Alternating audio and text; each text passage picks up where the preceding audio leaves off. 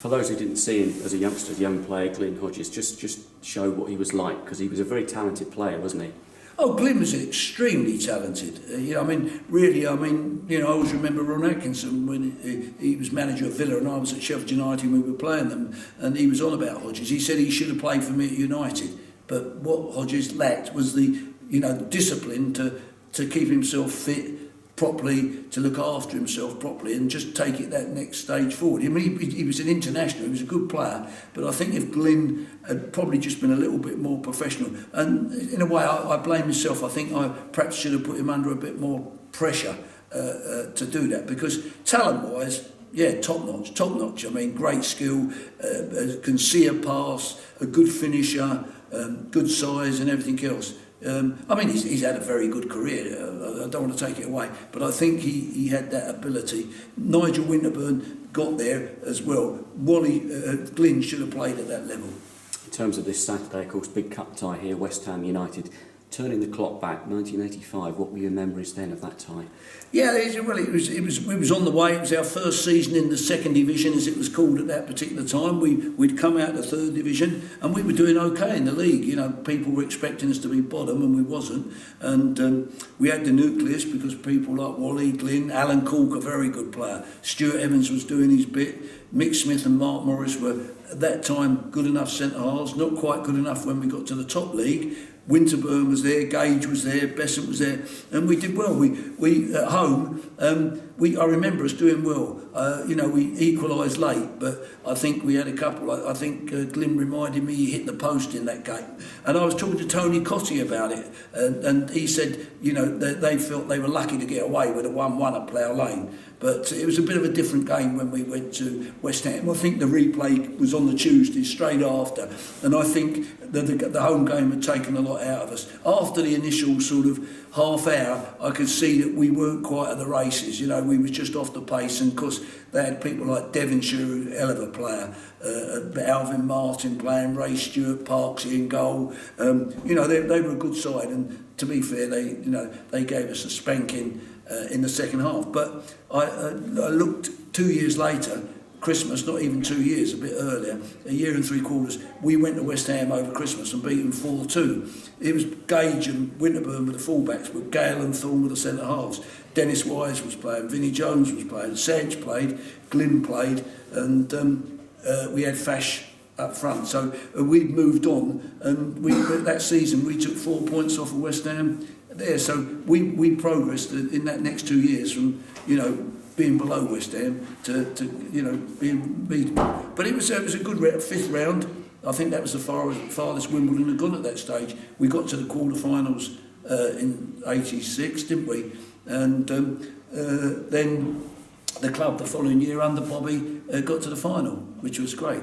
How key was it to have self-belief and no fear going into those kind of situations?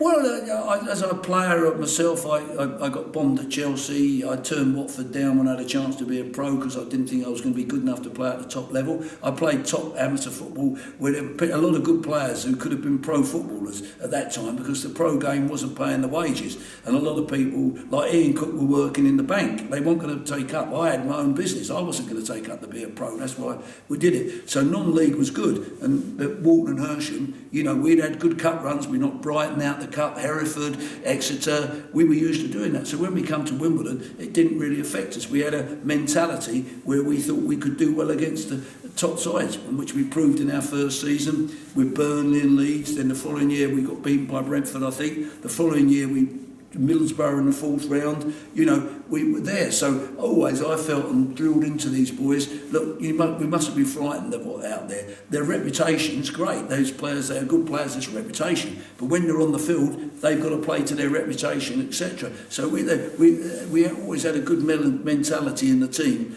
that they weren't frightened, they were going to go for it. Because we played, of course, in the League Cup this season already, gave a good account of ourselves that night. What have you got to do this time to sort of bridge that gap between this and the Premier League on this occasion? Well, it's going to be hard because I think it's a little bit harder to do it now.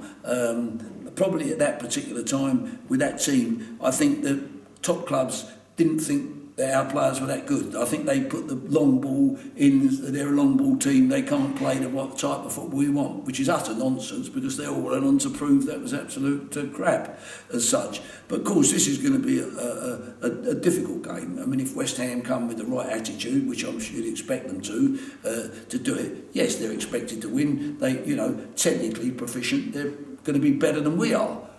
Some of our players are developing. Nobody's saying that some of them can't progress and improve like the team I had. But if they're at it and they can create, one or two of their players can probably do a little bit more special. We haven't got quite enough players in this team that are as good as Hodges or Wally on ability, and we haven't got a goal scorer like Alan Cork, who was phenomenal. Corky was, unbelievable. He should have gone to a top club where it was. And, we had Steve Galliers in midfield, who was a most underrated player, unbelievable. Steve Ketteridge said to me after he left, he played against Steve for Crystal Palace. He said, do you know, Harry? He said, I didn't know how good Galliers was when I played with him till I played against him. He said, he killed me. He said, I couldn't get near him. And again, with all due respect to the fullbacks, Gage and Winterburn were top fullbacks, weren't they? And Thornley played for England, Brian Gale, those players developed. But it doesn't mean to say, they were young as well. A lot of these Nightingale's young, Thomas is young, they can take the next step. But it needs the team just to develop, really. It's going to be a battle until the end of the season. And really, it's no good coming out there saying, we're going to play this type of football. They've got to make sure that every game against us is difficult and no team's going to enjoy coming to the Kingsmead thinking if we don't put the effort in, there's no chance. We're in Wally's office now. We're in the first team dressing room here, preparing for another game. You see the images of the likes of Nightingale and Hartigan here as well. Are you excited by the way it's moving forward, and also, of course, Plough Lane is coming into horizon? Well, of course, the stadium at Plough Lane is fantastic. That's a vitally important aspect for the club going forward, whatever happens, because it's going back to Plough Lane. It'll be a home. They own the stadium, and that's going to be exciting to do. So the club have done tremendous to do that, to get to that role. It was a desire, a determination to get there, and they've done it. So we just want to get to there in due course and start the season and become the new home of Wimbledon. In terms of the young players here, Hartigan's young, Will Nightingale's young. There's a few young players there. Yes, they got vast improvement. They're not old players. If they're prepared to learn and apply their trade and practice, of course they can determine where they go. It's the opportunity. Don't tell me Corky never thought he'd play in the top division. Galliers didn't. Bassett didn't. None of that team thought that they would play in the top division. They probably never thought they'd play in the Championship, and they probably saw their come out, and none of them were getting transferred really at all either. So you can dream. Dreams come true. Reality is that fairy tale stories don't. Dave, it's been an absolute pleasure. I hope we can do it again sometime. Pleasure.